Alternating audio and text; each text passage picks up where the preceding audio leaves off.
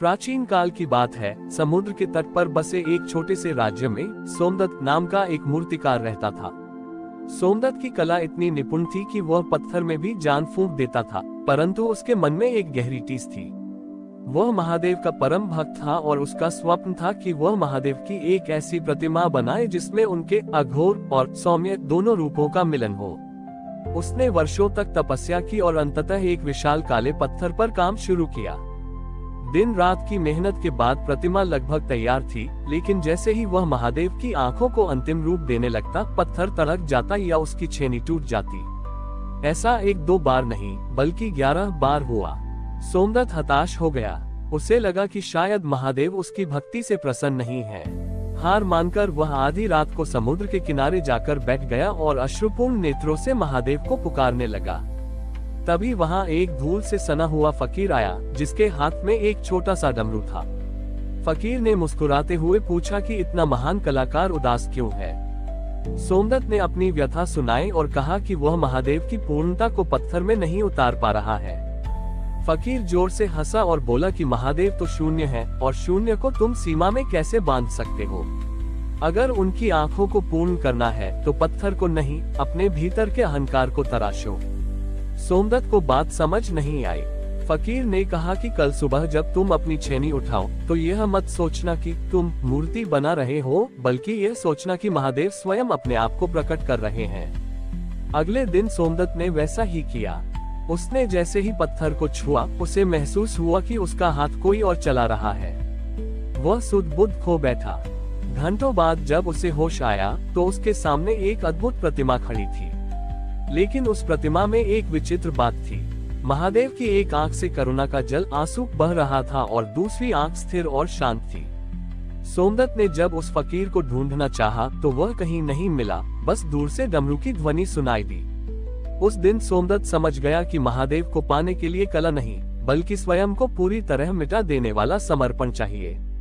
उस प्रतिमा की ख्याति दूर दूर तक फैली और वह स्थान अश्रु महेश्वर के नाम से जाना गया, जहां भक्त आज भी अपने दुखों के निवारण के लिए महादेव की उस करुणामयी दृष्टि के दर्शन करने आते हैं।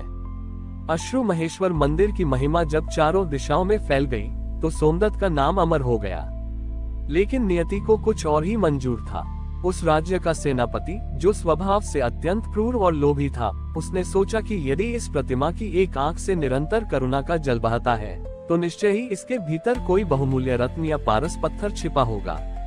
उसने राजा के कान भरे और तर्क दिया कि मंदिर के गर्भगृह में कोई गुप्त खजाना है जिसे सोमदत्त ने छिपा रखा है। एक अमावस्या की रात सेनापति अपने सैनिकों के साथ मंदिर में घुस गया। उसने सोमदत्त को बंदी बना लिया और प्रतिमा के सामने खड़ा करके आदेश दिया कि वह बताए कि यह जल कहां से आ रहा है। सोमदत्त ने हाथ जोड़कर कहा कि यह कोई चमत्कार नहीं, महादेव का साक्षात भाव है जो पत्थर में भक्त के प्रेम के कारण उतरा है। सेनापति ने अट्टहास किया और अपनी गदा उठाकर प्रतिमा की उस आंख पर प्रहार करना चाहा जिससे जल बह रहा था। जैसे ही गदा प्रतिमा को छूने वाली थी, मंदिर का वातावरण एकदम शांत हो गया। समुद्र की लहरों का शोर थम गया और अचानक मंदिर के फर्श से वही डमरू की ध्वनि गूंजने लगी जो सोमदत्त ने वर्षों पहले सुनी थी। देखते ही देखते प्रतिमा की उस शांत आंख से एक प्रचंड ज्वाला निकली और पूरी सेना स्तंभित होकर पत्थर की बन गई। सेनापति का हाथ हवा में ही जम गया। वह न तो हिल पा रहा था और न ही बोल पा रहा था। सोमदत्त ने देखा कि वही धूल से सना फकीर फिर से प्रकट हुआ है। फकीर ने सोमदत्त की ओर देखा और मंद स्वर में बोला कि संसार केवल उसी सत्य को स्वीकार करता है जिसे वह देख सकता है, लेकिन शिव वह सत्य है जिसे केवल महसूस किया जा सकता है। फकीर ने अपनी राख भस्म सेनापति पर छिड़की, जिससे उसका शरीर तो मुक्त हो गया, लेकिन उसका अहंकार सदा के लिए भस्म हो गया। सेनापति उसी क्षण महादेव का अनन्य भक्त बन गया और उसने अपना पद त्याग कर मंदिर की सीढ़ियों पर झाड़ू लगाने का संकल्प लिया। सोमदत्त ने उस दिन जाना कि महादेव केवल सृजन ही नहीं करते, बल्कि अपने भक्त के सम्मान की रक्षा के लिए वे काल बनकर विनाश भी कर सकते हैं। आज भी मान्यता है कि जो कोई उस मंदिर में छल कपट लेकर जाता है, उसे वहां की हवाएं भारी लगने लगती हैं, और जो सरल मन से आता है, उसे महादेव के उस करुणा जल में साक्षात शांति की अनुभूति होती है।